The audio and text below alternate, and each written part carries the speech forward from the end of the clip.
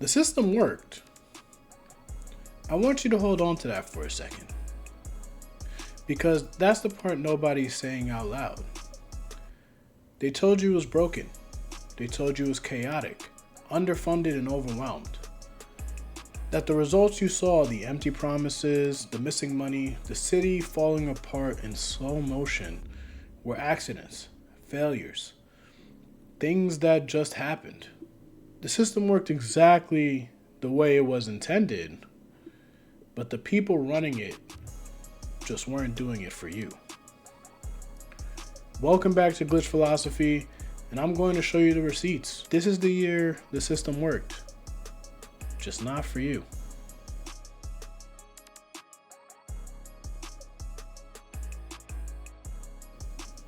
Before we get into specifics, let's establish a frame. Because the mistake that most people make coming from 2025 going into 2026 is that they want to call it dysfunction.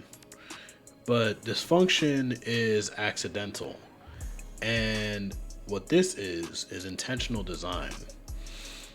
It's like a politician promising free transit, yet creating a tax mechanism in the background in order to make you pay for it anyways. It looks like voter registration apparatus so porous that the DOJ has to sue a state just to see the rolls.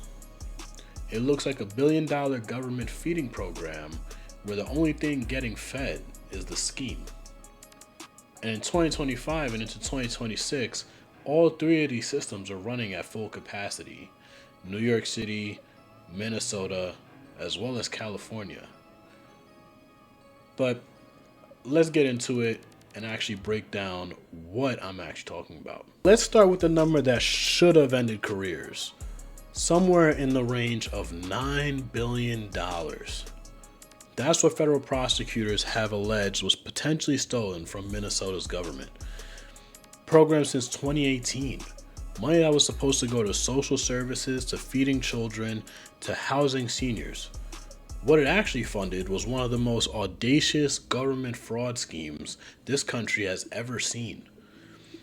The most prominent case, Feeding Our Future, has already produced over 78 arrests. The organization leader, Amy Bach, was convicted earlier this year, but prosecutors have been clear. This is the tip of the iceberg. Half or more of the $18 billion across 14 federal programs may have been stolen.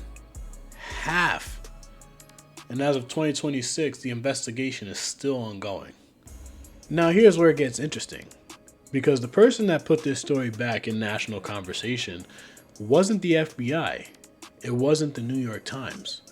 It was a 23-year-old YouTuber from Utah named Nick Shirley. On December 26, 2025, Shirley posted a 42-minute video visiting nearly a dozen Somalian-ran daycare centers in Minnesota. Centers that were receiving millions in public funding through Minnesota's childcare assistance program. What he found, or what he claimed to find, was facility after facility that appeared empty. No children, no staff, signs with typos, doors locked during stated business hours. The video went viral. Over 135 million views alone on X. 3 million on YouTube. Vice President J.D. Vance reposted it. FBI Director Kash Patel made a public statement. Homeland Security launched Operation Metro Surge and deployed nearly 2,000 agents into the Twin Cities within days.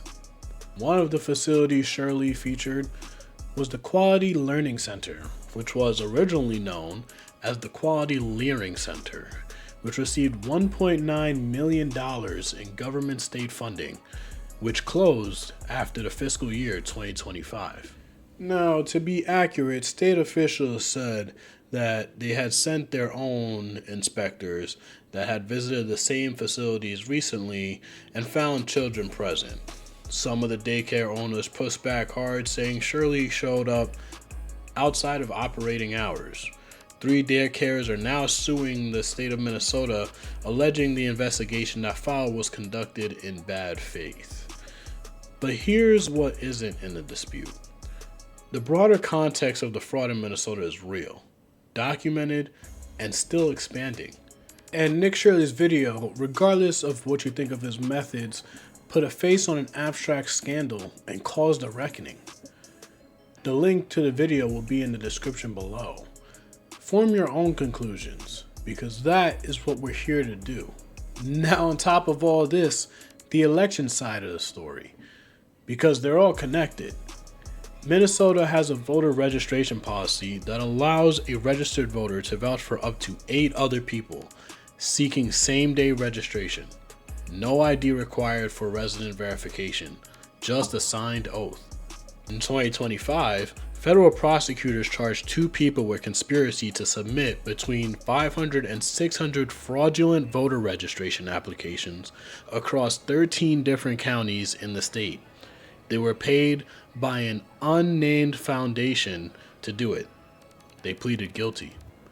The Secretary of State says the system caught it. Critics say the system created the conditions for it. And as of February 2026, Congress introduced the Minnesota Voter Integrity Act of 2026, legislation that will require Minnesota to share its voter roll data or lose federal election funding. Fraud in the welfare system, questions about voter rolls, and a state government caught between defending its residents and explaining its own failures. Minnesota is not a solved problem. Now, let's head west. California doesn't have a $1 billion budget fraud scandal leading the front pages of news. However, it has something that could be potentially more dangerous. A system designed to be opaque. In California, any person, paid or unpaid, affiliated with a campaign or not, can collect and deliver as many mail ballots as they want on behalf of other voters. There is no limit on the number of ballots you can carry. There is no required chain of custody documentation that would hold up in court. There is no way to verify whether a ballot is a third-party submit or actually reflects the voter's intentions. The collector is technically required to fill out their name in relationship to the voter on the envelope, but state law makes it clear that even if that information is missing or wrong, that alone isn't automatic grounds to throw out the ballot. This is not a conspiracy theory. This is California law as written. Now the kid is back. Nick Shirley, the same journalist who broke open the Minnesota Daycare story, has also documented on-the-ground realities of how political networks operate in California communities. His work on how loosely regulated structures can be exploited for political gain is worth watching, independently of whether you agree with every conclusion he draws. He's one of the few people willing to show up, film, and ask uncomfortable questions in places that prefer you to not look closely. That matters. Here's what California's story represents.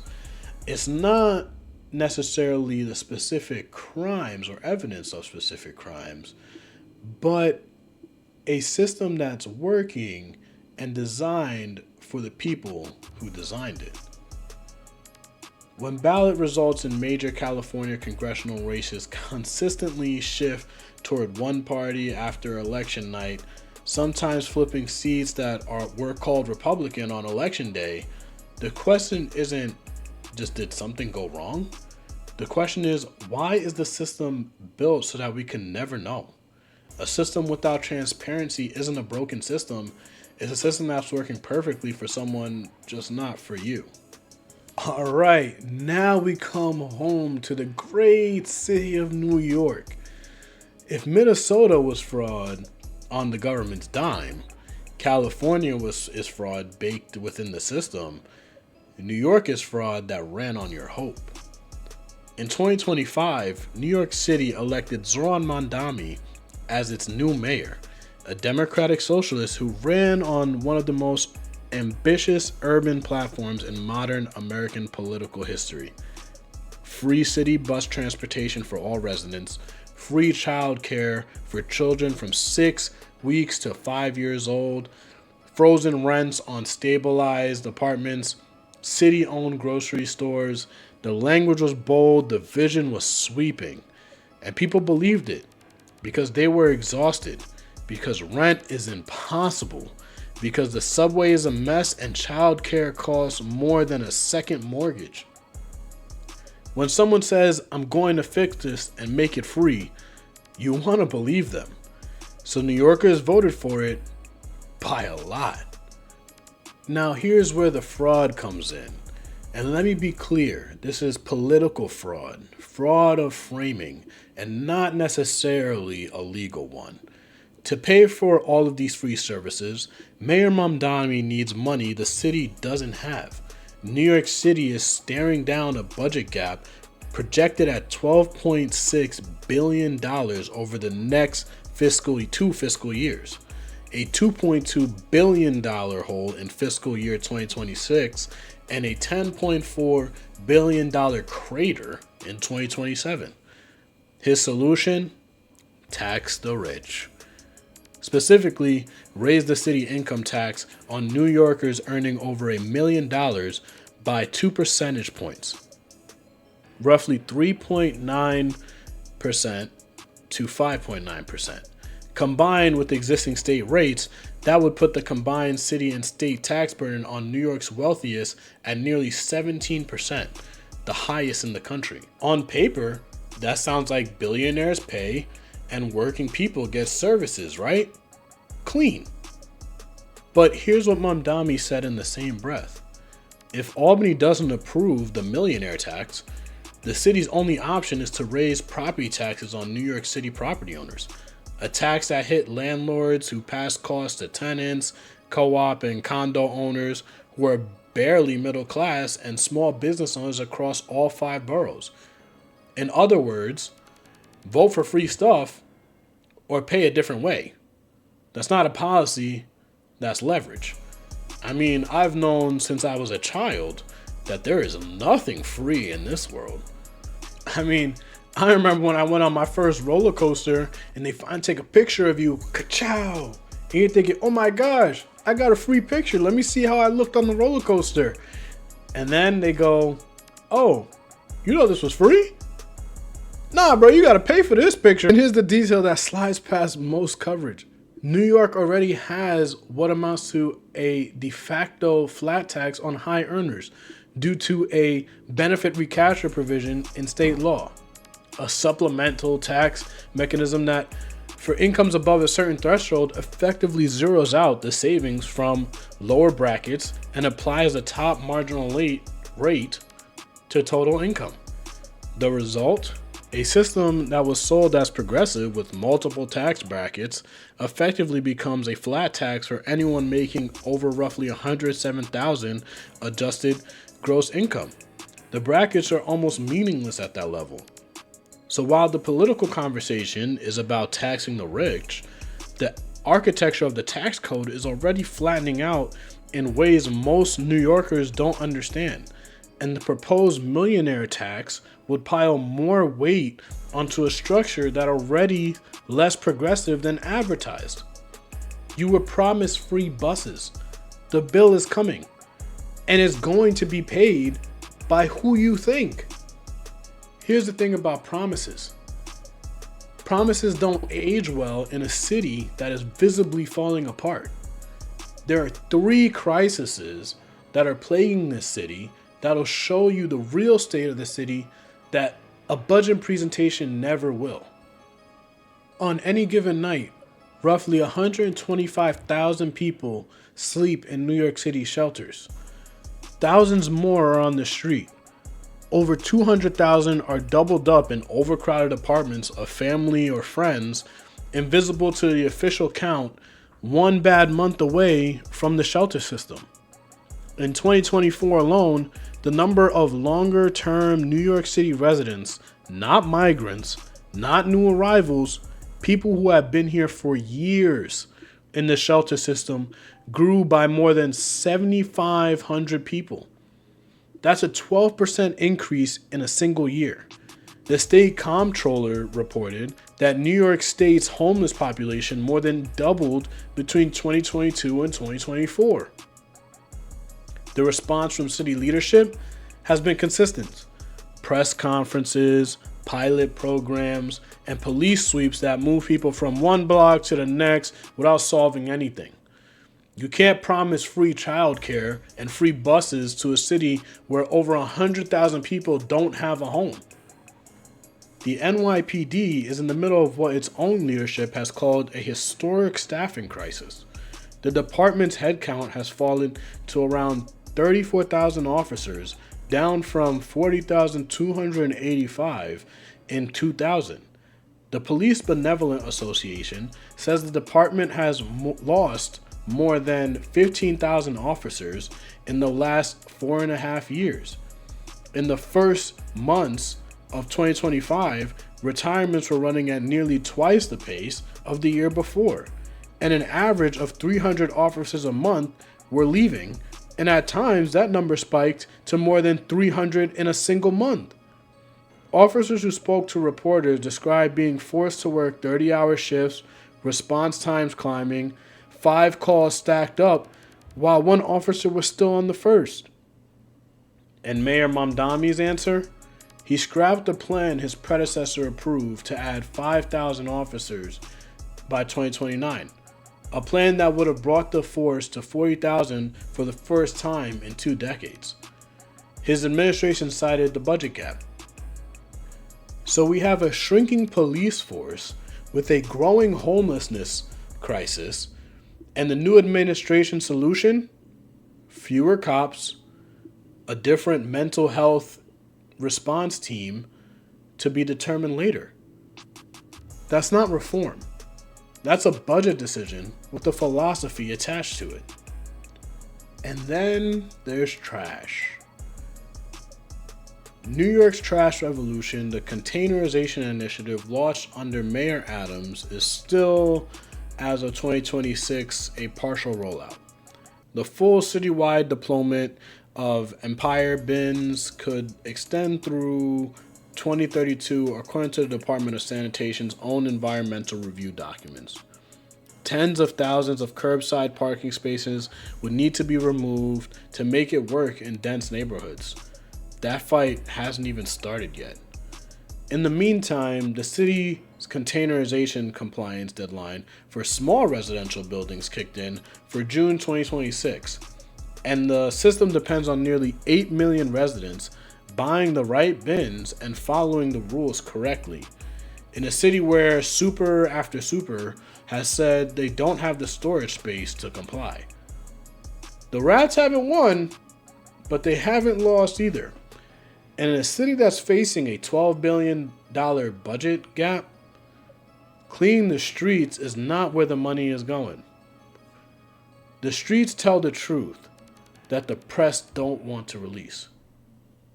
New York City generates more economic output than most sovereign nations.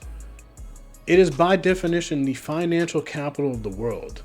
Yet there is 125,000 people that don't have homes. The police are understaffed and not respected, and the streets aren't even clean.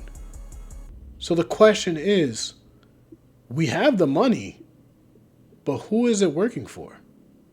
Here's what it looks like when you zoom out. In Minnesota, a system built to distribute billions in government aid worked for the people who siphoned it.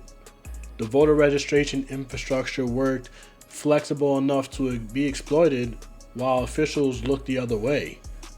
In California, a ballot collection system with no chain of custody requirements and no limits on who can carry how many ballots worked for whoever built the networks to use it. That's not a conspiracy, that's architecture.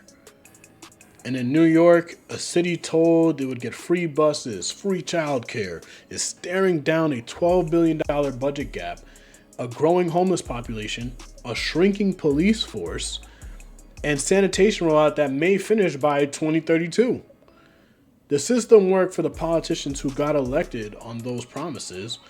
It just didn't work for the 125,000 people who do not have homes. Each one of these systems are built by someone, funded by someone, and definitely defended by many. Yet, The same ones that are building, funding, and defending aren't the ones that have to live with the consequences of it. You are. That's what glitch philosophy exists to examine. Not the chaos, but the design. Not the accidents, but the architecture. The gap between what the system actually does and who it actually does it for. Because the system worked, it just didn't work for you. If you stayed this long to the end of the video, a like would be nice. Subscribe and drop a comment down below.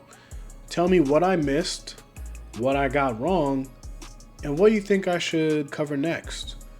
There's a lot of chaos going on in society right now, and we've really got to start holding our government officials as well as our state and federal officials to a higher standard. But let me know what you guys think in the comments. I appreciate you guys for staying this long. And as always, stay glitched. Out!